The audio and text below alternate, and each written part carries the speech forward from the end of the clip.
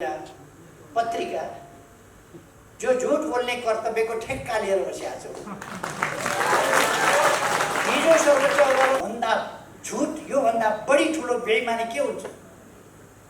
न्याय प्रणालीमाथिको विश्वास जनताको हटाउनका लागि न्याय प्रणालीमाथिको यो गम्भीर प्रहार, उहाँहरूसँग कुनै तर्क रहन्छ? कुनै तर्क छैन। झूठ, बेइमानी, फरेबीको सहारा लिएर यसपल्ट मात्र होइन, कहिले पनि सायद भेटेको छैन। उहाँहरू निर्वाचन हुनु हुँदैन, पुरानै संसद पुनर्स्थापना हुनुपर्छ भनेर अदालत जानुभएछ। उहाँहरूसँग कुनै तर्क रहन्छ? कुनै तर्क छैन। झूठ, बेइमानी, फरेबीको सहारा लिएर उहाँहरू त्यहाँ बोल्न जानुहुन्छ। फलानु फलानु फलानु फलानु फलानु न्यायाधीश प्रधानमन्त्री कहाँ भेट्न गए, यति बजेदेखि यति बजेसम्म। यो भन्दा झूठ, यो भन्दा बढी ठुलो बेइमानी के हुन्छ? न्याय प्रणालीमाथिको विश्वास जनताको हटाउनका लागि न्याय प्रणालीमाथिको यो गम्भीर प्रहार, यो भन्दा घिनलाग्दो कुरा के हुन्छ? उहाँहरू यस कुरालाई प्रमाणित गरेर देखाउन सक्नुहुन्छ? ती नाम गरेका न्यायाधीशजीहरूलाई मैले सायद कहिले भेटेको पनि छैन। यसपल्ट मात्र होइन, कहिले पनि सायद भेटेको छैन। मैले निर्णय नै गर्दाखेरि पनि सपना प्रधानलाई मैले भेटेको थिएँ। मैले प्रधान के अरे सर्वोच्चको न्यायाधीश हुनभन्दा अगाडि वकिल भएका बेला भेटेको थिएँ, देखेको थिएँ कुनै कार्यक्रममा। व्यक्तिगत भेटघाट भएको छैन कहिले। कार्यक्रममा देखेको यस्तै कार्यक्रम। अरू न्यायाधीशहरूको नाम लिएको उहाँलाई मैले देखेको पनि छैन, सायद चिनेको पनि छैन। अनि यति बजे आएको भनेर झुट। एउटा पत्रिका जो झूठ बोल्ने कर्तव्यको ठेक्का लिएर बसिरहेको छ। हिजो सर्वोच्च अदालतले खण्डन गरिसक्यो। त्यसमाथि फेरि आज पनि के न्यायाधीशले प्रधानमन्त्रीलाई भेटेकै हो भन्ने प्रश्न चिन्ह राखेर आज पनि समाचार छ। लाज पनि लाग्नु पर्ने हो। लोकतान्त्रिक संस्थाहरू माथि को हमला।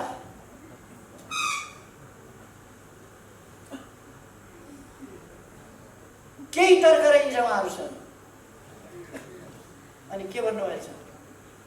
मन्त्री परिषदले गरेको निर्णयमा संविधानका धारा खुलाइएको छैन।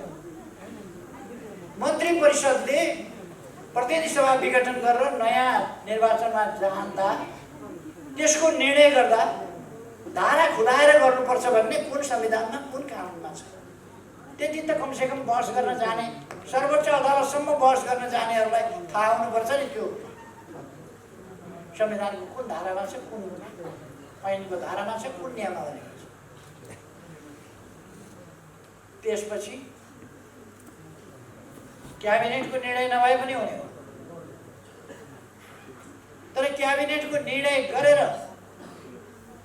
खुलेआम भनेर उहाँहरूको जस्तो लुकेर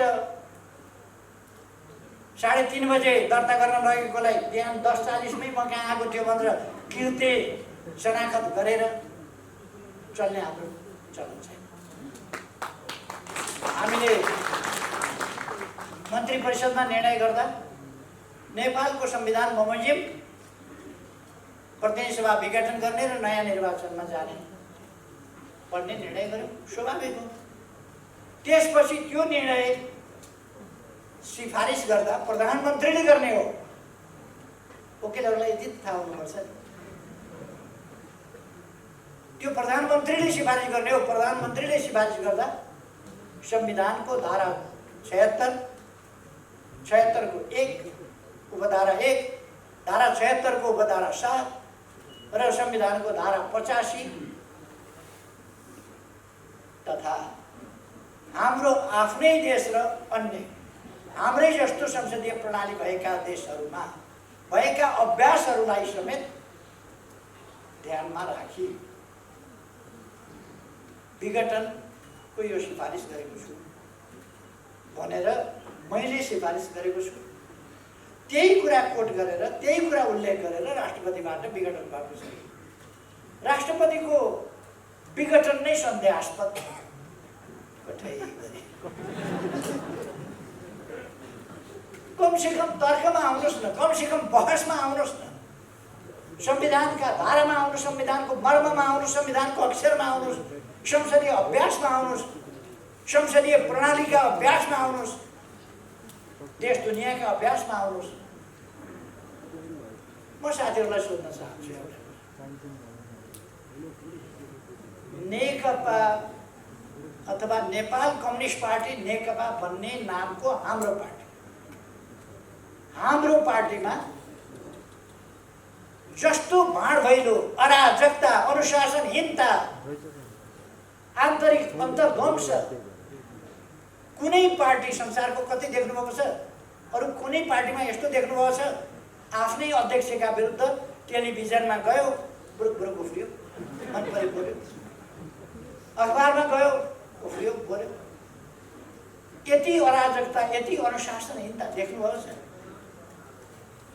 कुनै देशको राष्ट्रपतिमाथि गाल मुखाल अश्लील जे पाए त्यही बोलेको, कुनै असभ्य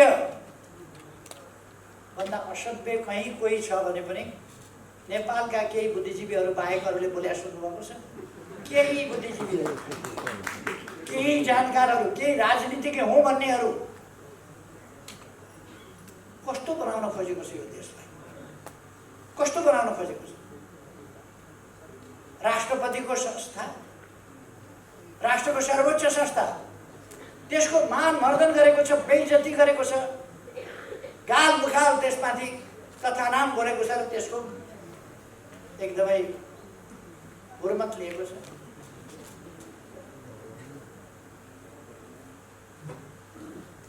शक्ति पृथकीकरणको सिद्धान्त अनुसार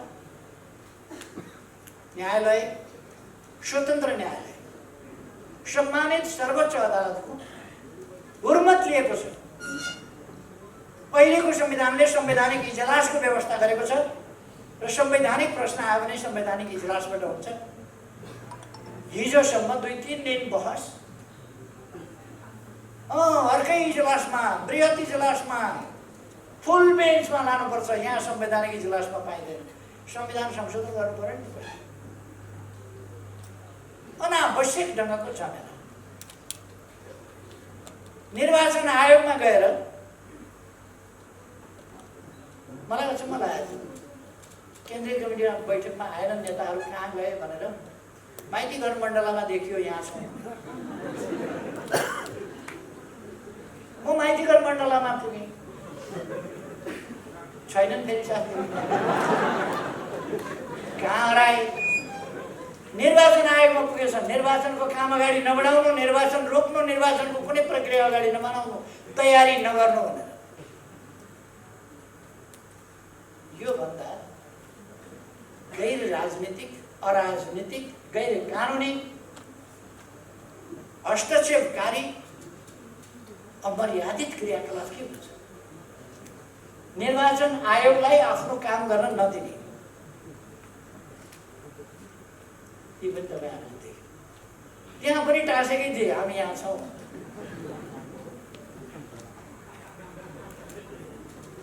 उहाँहरूको त्यो एउटा ब्रान्ड नै हुन लागेको छ, हामी यहाँ छौँ वाला ब्रान्ड।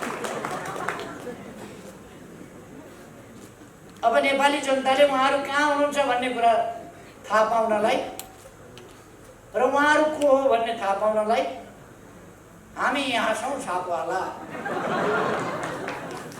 मान्छे यहाँ आइपुगेछन् है भनेर थाहा पाउनु।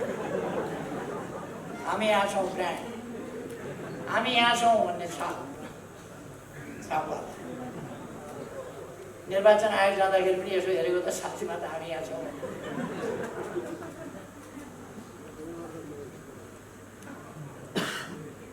खैर निर्वाचन आयोगमा गएर निर्वाचनको प्रक्रिया रोक्न, यो निर्वाचन आयोग सधैँ निर्वाचनको तयारीमा हुन्छ। सधैँ जति बेला निर्वाचन जति बेला पनि लाग्न सक्छ। उपनिर्वाचन गर्नुपर्ने हुन्छ, बीचमा निर्वाचन गर्नुपर्ने हुन्छ, जुनसुकै बेला पनि।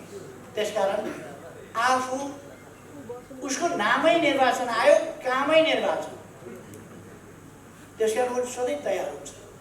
निर्वाचन घोषणा भइसकेपछि त तोकिएका मितिमा उसले निर्वाचन सम्पन्न गर्नुपर्ने भएको हुनाले ऊ त्यो तोकिएकै मितिमा निर्वाचन सम्पन्न गर्न क्रियाशील भइहाल्छ, मिति तोकिने बित्तिकै। अनि लोकतन्त्रका पक्षधरले संसद विघटन भइसकेका छ, निर्वाचन नगराउनुहोस् भन्छ। कहाँ लान खोजेको देशलाई? आरोपहरूलाई विभिन्न किसिमका लगाउने, तर उहाँहरूले देशलाई लान खोजेको कहाँ? प्रतिनिधि सभा विघटन भइसक्यो, निर्वाचन गर्नु हुँदैन भन्नुहुन्छ। अनि उहाँहरूले धाक लाउने गर्नुभएछ, धाक लाउने गर्नुभएछ। नत्र हामी सडकबाटै यो गर्छौँ त्यो गर्छौँ भनेर।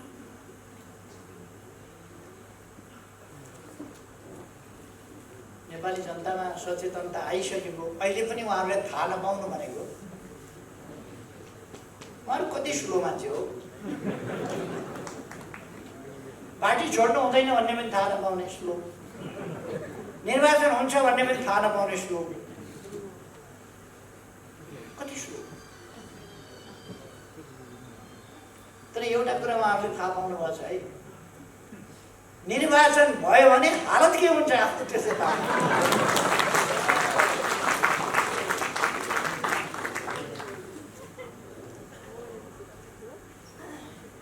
अनि अस्ति मैले केही ठाउँहरूमा भनेको, उहाँहरूले केपी ओलीलाई अध्यक्षबाट निकाल्थ्यौँ, हटाइदिउँ, पार्टीबाटै निकाल्थ्यौँ भनेर के घोषणा गर्नु। अचम्म लाग्छ। प्रथम अध्यक्षलाई हिजो एकता हुँदाखेरि पनि कमसेकम ठुलो पार्टीको अध्यक्षलाई, एकता भएपछि पनि प्रथम अध्यक्षलाई, राजनीतिक हिसाबले पनि अलिक जेठो पुरानै अध्यक्षलाई, उहाँहरू 33 वर्षदेखि हुनुभएको छ भने त हामी पुराना हौँ भन्नु होला। तर अध्यक्षमा चाहिँ उहाँहरू पुरानो हो। उहाँहरू हेर्नु होला बाँचिन्जेल अध्यक्ष रहनुहुन्छ, 3 जना मात्रै किन हुन्छ। अब अर्को एकजनाले न्यु खोज्नुभयो भने उहाँ पनि अध्यक्ष भएर 3 जना अध्यक्ष उहाँहरू बस्नुहुन्छ। अध्यक्ष चाहिँ बाँचिन्जेल उहाँहरू हुनुहुन्छ, यो चाहिँ ग्यारेन्टी नै हो। अध्यक्ष छोड्नुहुन्न, जेसुकै छोड्यो, पार्टी छोड्नुहुन्छ, सरकार छोड्नुहुन्छ, जे जाओस् अध्यक्ष एउटा चाहिँ त्यो चाहिँ फेरि उधारो मान्नु नै उहाँहरू नम्ता अध्यक्ष एउटा चाहिँ। त्यसकारण माधव नेपालजी अध्यक्ष हुनुभएछ नम्ता। कसले छानेको अध्यक्ष हुन त उहाँ नछानिकन हुने बानी परेको मान्छे। उहाँ पार्टीको महासचिव हुनुभयो, महाधिवेशनबाट होइन, जननेता मदन भण्डारीको निधन भएपछि त्यो मौकामा उहाँ महासचिव हुनुहुन्छ। अरू साथी हुन तयार भएनन्, उहाँ हामझाम गरेर तयार। महाधिवेशनबाट छानिएको होइन, 2 ठाउँबाट चुनाव हार्नुभयो, उहाँ प्रधानमन्त्री।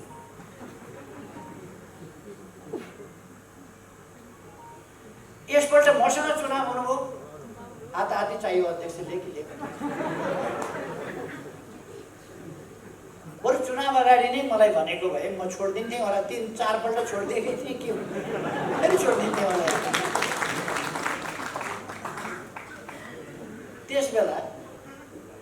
दम्म गयो। म प्रधानमन्त्री भइसकेँ, म 3 कार्यकाल पार्टी प्रमुख भएर चलाइसकेँ। जाल जेल षड्यन्त्र टिक्रमले मान्छेहरूलाई काबुमा राखिसकेका छु, सबैलाई कार्यकर्तालाई भन्ने उहाँलाई भ्रम थियो। त्यस कारण मसँग लड्न तयार हो। चुनाव हारेका दिनदेखि उहाँलाई अध्यक्ष चाहियो। चुनाव हारेका दिनदेखि अध्यक्ष चाहियो। एकजनाको मात्रै व्यवस्थापन भएर हुँदैन, हाम्रो पनि व्यवस्थापन हुनुपर्छ भनेर उहाँले व्यवस्थापनका कुरा सुन्यो। जे होस्, कोही कब्जा गर्ने नीतिका, कोही स्वस्थ बाटोबाट, सही बाटोबाट होइन, चस्केलाबाट छिरेर विभिन्न पदमा पुग्ने बानी परेका, कोही सल्लाहको रुख जस्तो सबलाई लखेटी खेदी जहाँ पुग्यो त्यहाँ भाँड गयो। मोहन वैद्य आफ्ना गुरु, आफूलाई राजनीतिमा ल्याउने गुरुलाई लखेटेर पार्टीको भाषण लगाइदिए।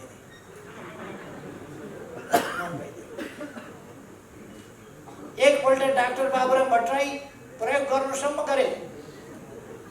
उनलाई त्यति बेला डा लेखेको एउटा मान्छे चाहिएको थियो। डा पनि खास ठाउँको डा को प्रयोग गरे। पछि बिचरा डामा छ। अहिले त धोती कुर्ता लाएर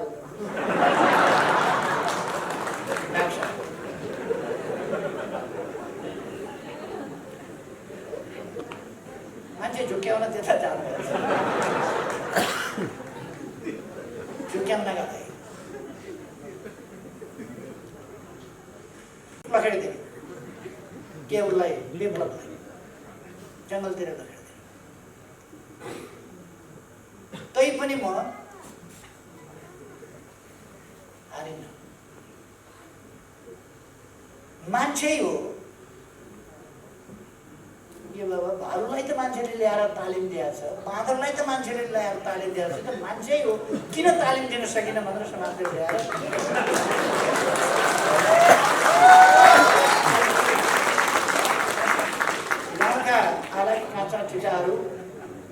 गाउँका आला काँचा ठिटाहरू ल्याएर सेनाको तालिम दिन्छ। 9 महिना तालिम दिँदाखेरि ऊ सेना भइसक्छ। प्रहरीको तालिम दिन्छ, प्रहरी भइसक्छ।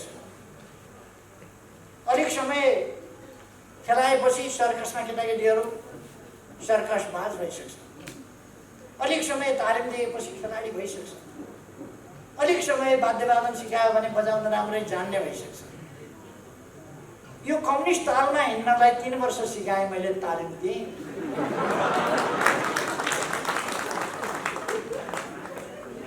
म बजाउँछु दुखी तपाईँलाई, ऊ नाच्छ धामी जस्तो।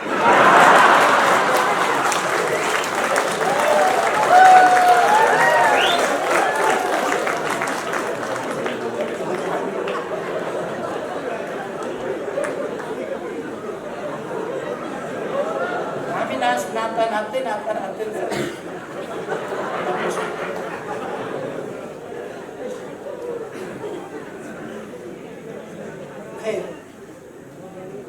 मलाई अझै पनि आश छ उहाँहरू अब परिस्थितिको आकलन भइसक्यो होला। अब आउनुहोस्, बुझिसक्नु होला नि। अब त आउनुहोस्, अब आउनुहोस्। पार्टी तपाईँको अध्यक्ष पद खोज्या छैन, मलाई थाहा छ नि। अध्यक्षकै लागि मरि मिट्ने मान्छे हो त। खोज्या छैन, अहिले पनि छँदैछ अध्यक्ष पद। आउनुहोस्। वरिष्ठ नेताहरूका पद पनि छँदैछ। आउनुहोस्, बस्नुहोस्।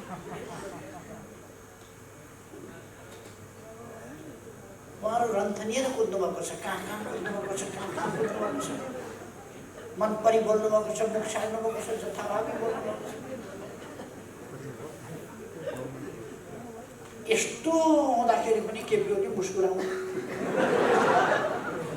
के भयो? चुनाव हुँदैछ,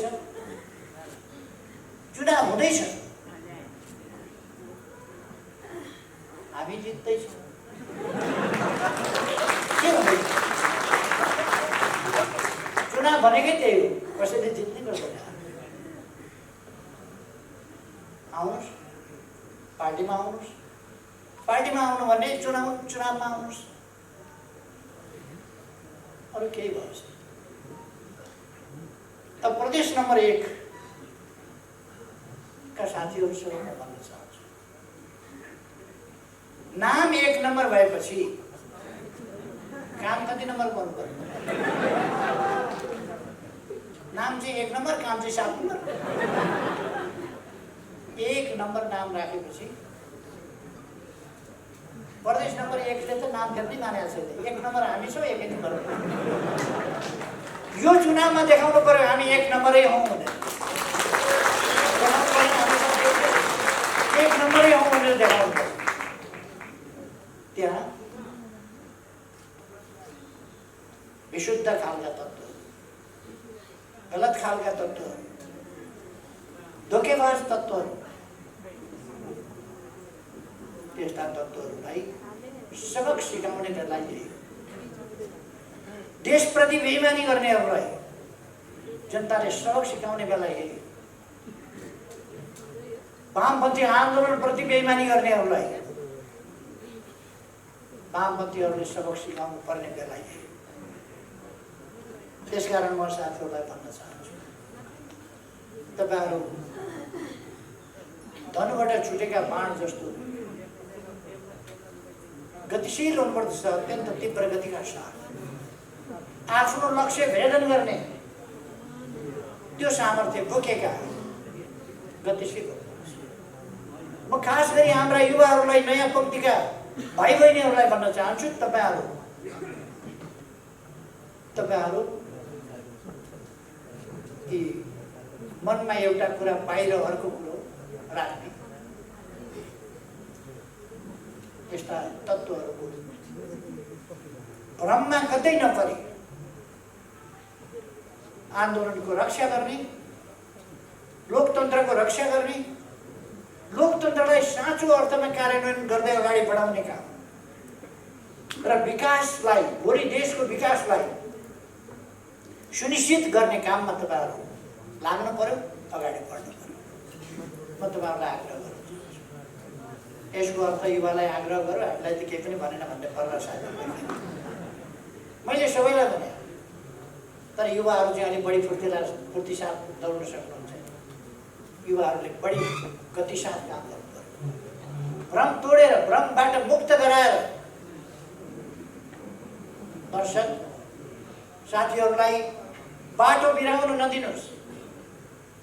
कतिपय मान्छेहरू बाटो बिराएका पनि छन्, भ्रममा पारेका छन्। विभिन्न प्रकारका जाली झेलीहरूले त टुना मुना जाल जेल अनेक गर्छन् नि, यो टुना मुनामा पर्दैन।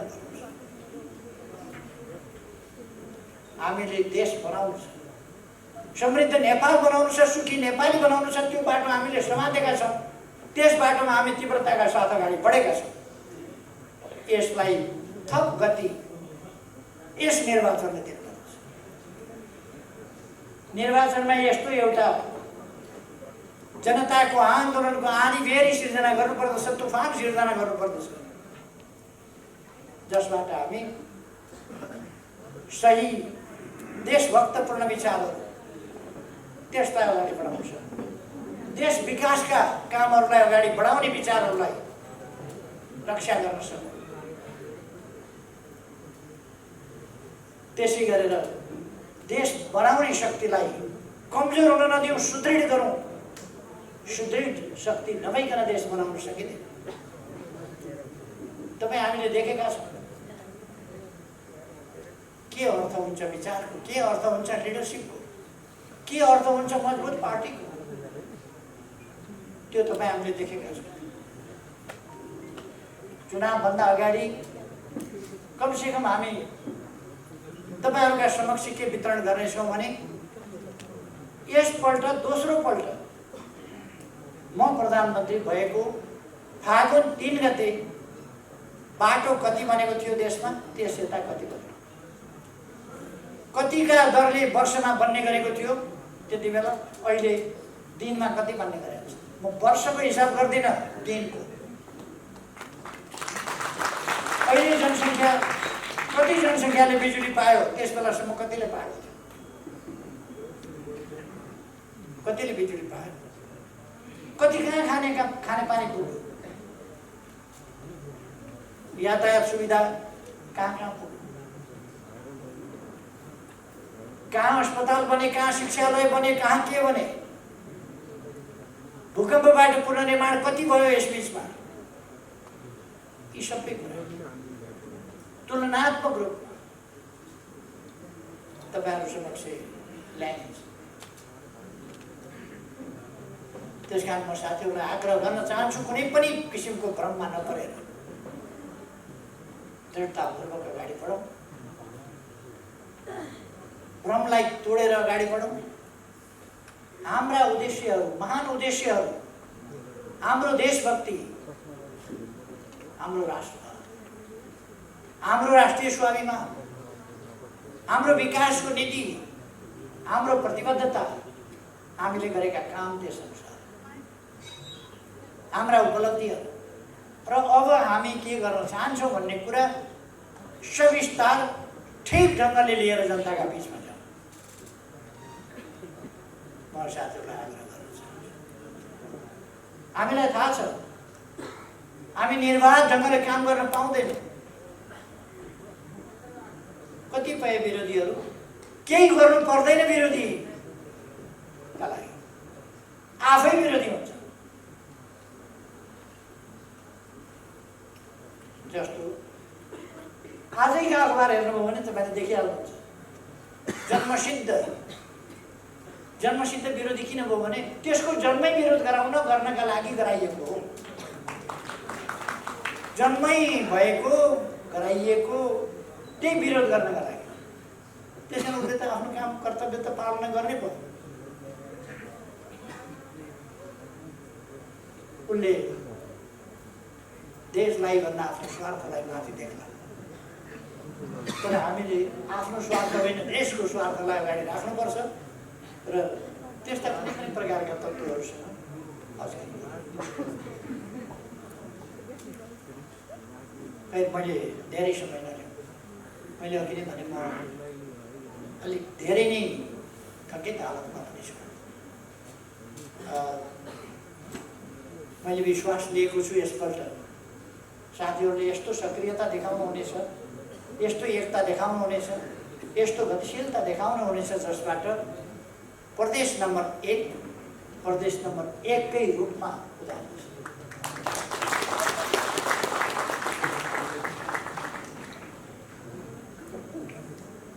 म कुनै कोही पनि केटाकेटीको बारेमा कुरा गर्न चाहन्छु। हाम्रै प्रदेशमा पनि त्यस्ता देखिएको छ। दौडिकन गएर भोट मागेर यो केटालाई जिताएर पठाउनुहोस्, मन्त्री बनाएर पठाइदिन्छु भनेर मन्त्री बनाएर गरियो। एक दिन त